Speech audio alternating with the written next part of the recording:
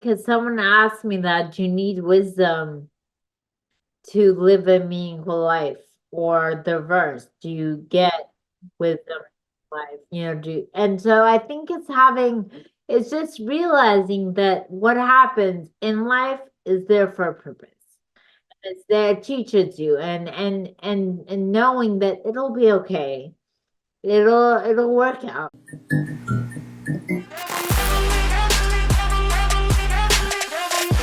Welcome, everybody. I have a question for you. Are you a wise person? Would other people say that you're wise? And how would you even know that? Because unlike intelligence, wisdom's ethereal, right? It's not easily measurable. But I'll bet, even so, you can name somebody that you think is wise because you know it when you see it. But what does that mean, right? Why are they wise? Well, today's guest, Dr. Laura Gabayan, a physician, a research scientist, she set out to answer just that question. What is wisdom and how do I get it? After countless interviews, crunching all the data, her results were surprising, I think, maybe fascinating. She was able to pinpoint 8 very specific traits that most of her people in her study shared that formed the core of their wisdom, right? The question is, do you have all 8? Do I have all 8? I don't think I have all 8. Well, we weren't interviewed for the book, We were so not. probably That's true. not. That's valid. That's valid. Welcome to the show, Doctor. So nice to meet you. Thank you for having me. Thanks for being here. So I'm going to jump right into it. Here is the book, everyone. And this wisdom research project involved you having face-to-face interviews with 60 quote-unquote wise individuals. How did those people who nominated the wise people, what was their parameter around what was wise? So to do a research project, you have to do the background and figure out what has been done about this. And so I found out that the only people who can tell who is wise are other people, not computers, not tests, nothing. And then I found out that wisdom has an inverse U relationship with age. So that the wise are in their 50s, 60s, and 70s. So we limited our group to 50 to 79. And then we had a definition. It was, people who make meaningful decisions, give good advice. But people didn't really use the definition. They kind of knew, oh yeah, that person I went to college with, or that person, just random people. And these were not friends. These were just people that they thought were wise. Probably after 20 interviews, and these were people who didn't know each other. A lot of what they said was very similar. But yet I kept going, and then we capped it at 60. Were these people like really flattered to be chosen right? for this book and study? They were, and what led to them agreeing to do this was being flattered. Right. I would think if someone called me and said, "Hey, I think you're really wise. Would you be interested?" And I'd be like, "Yes, I would." Is there, like, of the 8 dimensions that you sort of settled on, right, as the commonalities, is there one that it drives more than the rest? I mean, we'll cover all 8, but is there one that you'd say this is the one? It's very interesting because a majority of the people I met had encountered an obstacle. Oh yeah, ask that's you what that. we love. That's why resilience was the first one. So do you think that's a requisite Correlation, experience? yeah. You need to have the struggle to grow from that struggle to attain a wisdom overall? Yes, and it was interesting because it was not viewed as, I mean, look, it's not fun. No one wants an obstacle, Sure. but it was the obstacle that led them to have a greater understanding of life, of the meaning of life, of how to approach it, and that's how it was. That makes me so crazy because I just wish that there was a way that we could gain like knowledge and expertise and all these things without having to be slapped in the face with a through huge it, right. obstacle. But it is Right. it's the truth. I know you were very successful in school and like you did really well. I think you were valedictorian of your high school class, and then you went on to medical school. Obviously, we all know. Well, we don't all know, but we know. We do know. We hear that it's very, very difficult, Doctor Labraji. Would you call yourself wise? I think that's just hard to say. I mean, it's weird to say. Humility was one of them. So, Okay, okay. I, and I had no idea what wisdom was. Right. I definitely found certain traits in there that I identify with, but I don't know. I don't know if I would say, "Oh yeah, I'm for Well, sure." you can I say it with being humble, like, I mean, you did enough research on it. feel like I make good decisions, and but outside of that, I don't know if I can say. And for example, spirituality. I was never spiritual. What physicians are, Right. we It's all like science, yeah. Yeah, valid. yeah, science was everything, and believing in something bigger was foolish. And so now I'm more spiritual in general, but I was never before. Or kindness. I don't feel like I'm a mean person, Yeah. but and I married a very kind man, but I wouldn't say that was the first thing. I don't know. It's funny because kindness was our second theme or element, and and the people that talked about it was something they gravitated towards. And it was the friends they made, the people they're around, the way they approached their life. Kindness was the big one. See, but here's the interesting thing for me. So, like, I get resilience. You went through something, you learned from that something, it adds to your wisdom, right? I wonder with kindness and with humility, are you kind because you're wise, or are you wise because you're kind? Are you humble because you are wise and you know that that's the way to go? Or is it vice versa? Are you wise because you're humble and you know you're not all that and you need to take information in? Like, is there a perspective on that that came from the study? I don't know. I mean, I think with humility, I definitely felt like people just had a sense of, hey, there's so many accomplished people out there. And they were just, it was kind of like how they view life. I'm not here to make you feel small by making myself feel big. And the kindness factor was it was just kind of the way they lived. It Mm. was like they volunteered or they had nonprofits. They surrounded themselves with kind people. It was just so important to them. Was there like a moment when you're like, I know, I want to do a book on wise wisdom? Like, how did that come about? Well, I had encountered my own health challenges, and in many ways, being a physician and talking to MDs was a curse. I felt like, people were just so limited in the way they view things. And that's when I was like, wait, who kind of looks outside?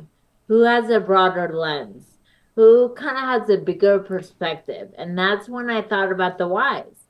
So I didn't really initially think about wisdom per se. It kind of was like an organic way of coming about it. And then I looked into wisdom. I'm like, wait a second.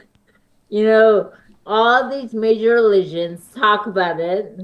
These famous people say, oh, this is wisdom, but yet we really don't know. So I was like, well, I'm going to interview people and figure it out. I'm a scientist, so I can create the study and I can model it. I didn't know what wisdom was, and I can model it. Wow. That was one of my favorite parts of your book, by the way, when you went through all the different religions and even, what Aristotle thought of wisdom and Plato. And it was just fascinating to see sort of how it evolved over the time and from the different perspectives. And then to take your very, like, if you want to say secular viewpoint of, I'm just going to sit down and talk to people that are wise. And let's figure out what makes those people tick. Yeah, I really enjoyed that from top to bottom, Yeah. how you covered the subject. Very well done. And you know what? Being a scientist, I'm used to publishing papers that are very to the point. Yeah. What you would write in a paragraph, you'd write in a sentence. And so that's what the book is meant to be, very to the point. Was there anything like as you were going through the interviews and, like doing your research that blew your mind about these wise people? Was there anything, because yeah, we all know wise people are these things in a way, but like, was there anything that like popped out in your head and you're like, oh my God? I think the focus on kindness was a big one. I'm Middle Eastern, and where I come from, kindness is viewed as a weakness. Wow. It's viewed as bowing down to someone, being a pushover. And they were just so focused on being kind to others and themselves and in the way they live their life. And that was fascinating. It feels like in certain cultures, like as you get older, you actually get more respect. But it Mhm. feels like in this culture, in America, sometimes you get less respect as you get older. And I'm wondering if there was any type of this wisdom that wasn't like if you had any conversations where they were saying, yes, I understand these things, but I'm not getting respected for these things from the youth of Yeah, America. my teenagers. Yeah, I mean, like, did that come out at all? It was more of a I feel bad for them. Because Oh, I interesting. love that. Flip the switch. the reality is wisdom is not a sexy topic. And and and if we look at the internet, it's all about glitz and glamour and looking good, and it's harder to look good when you're older. Yeah, And tell me about so a lot of people focus on the young, but one of our questions was what advice they had for the younger generation, and it really seemed like they felt bad for them. And it's true, they're very involved in their emotions. They're kind of more superficial in many ways. They may not know that something matters when it doesn't.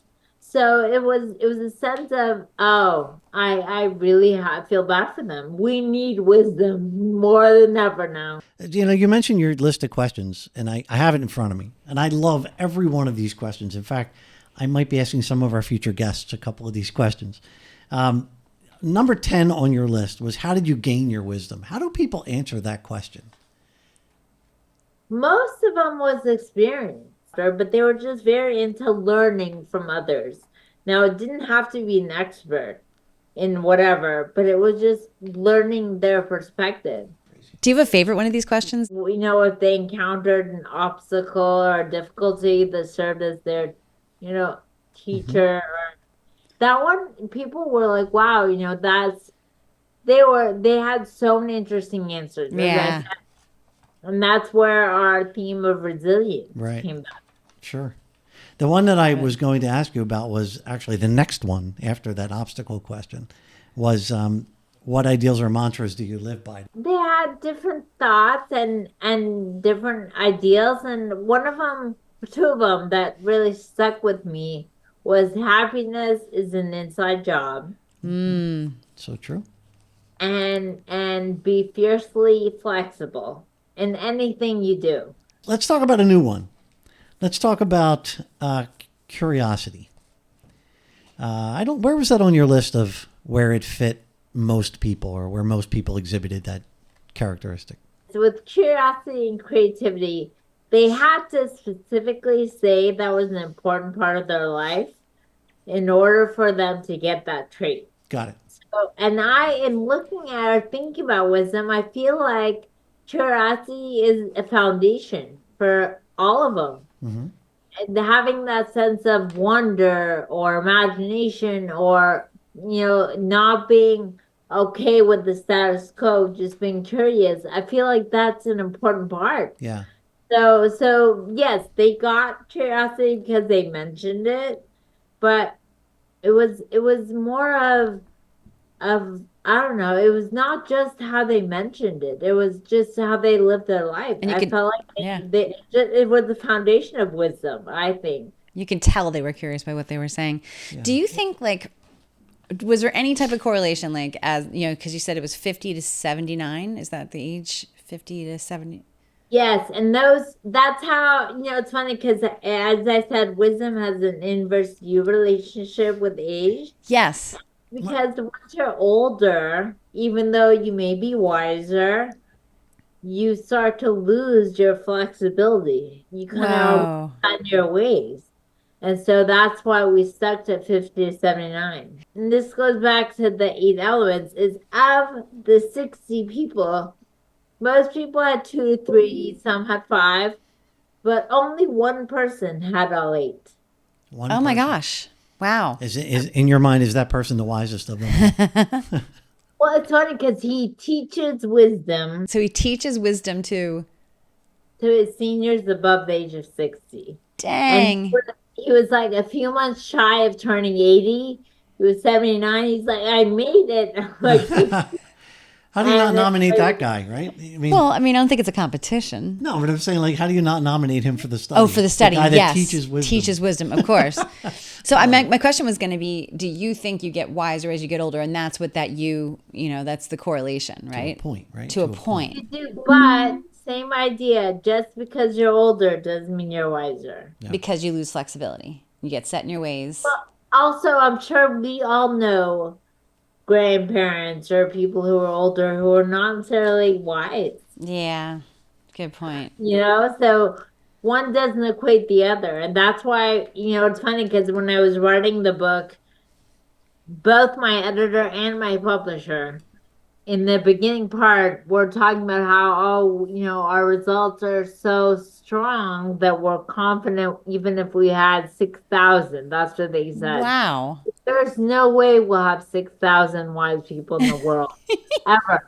So they cut it down to 600 Ever. because there's just no way. If someone is not wise, Yeah. can they right? become wise? Can you teach someone to be I want to be wiser? wise. What do I do? Yeah. Well, it's not a sexy topic. So I think it's more of saying, well, how do you live your life with more meaning? And that's why I broke it up because if someone is not spiritual, for example, they can start to learn about it and they can incorporate it in their life. Or if someone is not humble, I think they can think, wait, I'm not going to show off. Why should I do this or why should I do that? And I think that's the reason we have the eight elements. It's for people to be like, oh, I'm really bad at this. Let me make it better. Or I'm pretty good at that one. Let me move to the next. So yeah, I think it's the idea of making it an important part of your life. I wanted to talk about positivity. I'm glad you brought that up because anybody who listens to this show knows I'm big on positivity and positive mindset and all that kind of stuff. I don't see that as a trait of being wise. I see it as a tool for living a happy life. How does it relate to being wise? I think they're all related. And so positivity helps you be resilient. It helps you look at It's fair. something and be like, It's okay, true. it's not that bad. I can overcome this and I'll get through it and just, being resilient. So I feel like, being all related, I feel like positivity is a big part because we all know we don't control what happens in the world and Right. what happens in our life, but we can't control our perspective. The people I encountered had this kind of peace about them. Like, oh, everything will work out. It's not a big deal. And positivity was just, oh yeah. It was kind of like how they viewed everything. Did they have healthy living too? Were they healthy people? Did that factor in at all? Like, You would assume You so. know, I definitely had people who had encountered cancer right. or difficult diagnosis. I assumed that it was in the past Mm-hmm. and not current. Like healthy lifestyles, like I just wonder how much nutrition factors into like keeping your brain power through the years. Good And I'm point. sure that's a whole other Yeah. can of worms, but it's like, I try so hard to eat well. Does that factor into, Well, that's a anything? wise choice, right? Well, Well, I think it's you thinking also that you deserve to have the wow. good food, Okay. right? And so the food is nourishing your body. It gives you joy in a different way. Mm-hmm. So I think that's how you probably view the food. Gotcha. Did you get so one of the questions you asked is how do you deal with the difficulties in life, right? Which is probably tackle them head on, be flexible, Resilience. resilience, right? And tolerate it and whatever. But did you get any stories to that question or a different one that were just like, wow, I can't believe that you went through that or that you got through that or that you did that or that you thought that way at that moment? I definitely felt, first of all, it wasn't that question that Hmm. led to it. I think it was, I don't know what it was, but it was a story in my mention my resilience chapter on about a woman who had undergone a rape and she'd undergone many different things, loss of a child, loss of a grandchild. She had just gone through so much. And yet, similar to what I found, she was okay about it. Not that it didn't bother her, but she was just like, well, what can I do about it? Or the woman who lost two husbands.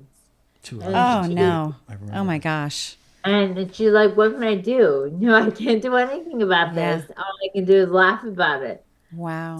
so though that question, the difficulty one kind of just was more of how do they approach things, and it didn't bring up the initial question of what happened in your life. And the difficulty one person said, oh, I don't even use that word. Oh, I'd rather I'd rather call it, an experiment, or he just had different ways of looking at it. incredible. What do you think? Like, I know this was like not all of your research. Like, this book is, I'm sure you have pages and pages more. Like, what didn't make it in the book? It's very interesting because I had an editor that I worked with, and when I first sent him what I had, he was like, "This would be a pamphlet. It's Oh, really? so short." Like Surprising. either way. It was even shorter than it is now. It Oh was my way gosh. short. And so he was like, you need to add more soul to it. And I was like, well, I'm so used to it being that's just how I think. Yeah. Things have to be to the point. So I didn't have a longer version. I had, You had a you know, shorter version. I had a much shorter version. That's And he awesome. helped me make it And you longer. beefed it up. Yes. People will understand being tolerant and being humble and being spiritual. It's you can I think you can become that. I can act more kindly to you or Yeah, more you kind. could actually. Well, Really, once really the could. fact I can choose to try to be more resilient or more positive. The one I feel like you don't have control over on this list is creativity. Because people are either kind of creative by nature, or that's the way they think, sort of in a creation mindset, or not. So, That's the thought with creativity is that, some people are artists and they're more creative or this and that. But I tell people to think back to being a child. We were all children. We were all curious and creative. And we lose that. And so creativity in a way is kind of like your signature. It's the way you dress. It's who you are. It's it's a how, brand. and we all have it in us. And can you make it more? I'm sure you can. Whether it's trying new foods or trying new hobbies or being creative in not only how you think, but how you approach your life. And as I said, we all have it in us. The more we talk about this, the more interesting it becomes to me because I'm seeing just how connected every one of these are. Yeah. They Right? really are. Yeah. They're Yeah. all connected. So cool. And maybe that's where the true core of the wisdom comes is in experiencing all these and the relationships between them. Because like something horrible happened to that woman, two husbands died. Well, you can choose not to be resilient. You could choose to turn away from spirituality. We've seen that with other people in the show. You could choose to not be tolerant of new opportunity as a result, or other people wanting to offer you advice or whatever. You could choose not to be positive. You can make those choices, but the wise person is interconnected with all those already. So it goes back to my original, are you wise before you're one of these traits, or you have these traits and therefore you're wise? It really is both. I think it's both. And it's funny because someone asked me that, do you need wisdom to live a meaningful life? Or the reverse, do Ooh, you get that's a great wisdom question. in life? And so I think it's just realizing that what happens in life is there for a purpose. Yeah. It's there teaches you and knowing that it'll be okay. It'll work out. And knowing that, I having X will help me do better in that in something else, but not having something won't. So I think it's a combination, like you said. Yeah. What do you say to the person, I don't think I'm wise? I don't really think I need to be wise. A few people emailed me and they said after I read your book, one in particular, I feel like I'm intelligent but not wise. Wow. And they said, I that's not the goal. The goal is not for you to feel like, oh, I lack. Right. The goal is for you to feel like, oh, I can get better at. And no one's perfect, and no one is, as I said, only one person had all eight elements. And so the goal is for you to be like, I can use this as a stepping stone. In your book also has, I don't think we mentioned it, in the book after every chapter there's a little kind of a Yeah, it's like questions to ask yourself and kind of work on, okay, well, we just talked about resilience. a workbook. Let's see how resilient you are. We just talked about spirituality, humility. Answer these questions, let you do some introspection and reflect on it. Yeah. So I found that very helpful as well for anybody who's going to be reading it. So how can we help you with this movement? Like, we have people that listen and watch, and like, what's the best way to reach out or help or join the wisdom movement and help support this? I don't think people gravitate towards learning to be wise. As I said, it's not a sexy topic. I think it's more of telling them, wait, this is not just wisdom. It's about how you live your life. It'll bring more meaning to your life. And I've Right. had several people already say, oh, it's changed the way I think about things. It's changed the way I view things. And that's the goal, is for you to feel like, wait, this is not just those eight elements, but each one is helping me do it. Just tell people about it and be like, you know what? It's not just wisdom, it's more than that. Yeah, it's a great framework for living better, period. And with Yeah. the living better comes more wisdom. Thank you so much for bringing this to us, is because great. I really, this is my first foray into learning about this, and it's really an eye-opening thing. I know you say it's not sexy, but there is something sexy about people with wisdom. Don't sell it short. I'm sure your marketer thinks it's sexy as hell. She's like, I love these people. They're so interesting. And I'm like, yeah, they are. And Yeah. someone else who I went to med school with, she goes, that must have been so fun. Meeting all these people. I'm like, yeah, it really was. Yeah. Yeah. And it was fascinating but as I said, after 20 people, they all said similar things. Yeah. Right. That's great. What a great learning, Yeah. right? So Fantastic. there is hope that we can have more wisdom in the world for sure. Thank you so much. This has been wonderful. I Thank really you, appreciate you Doctor. taking the time to go over this with us. Thank you for having me. You're welcome. Take care. All right, guys. Thank you so much. We'll see you in the next episode of Creative Gatekeeper.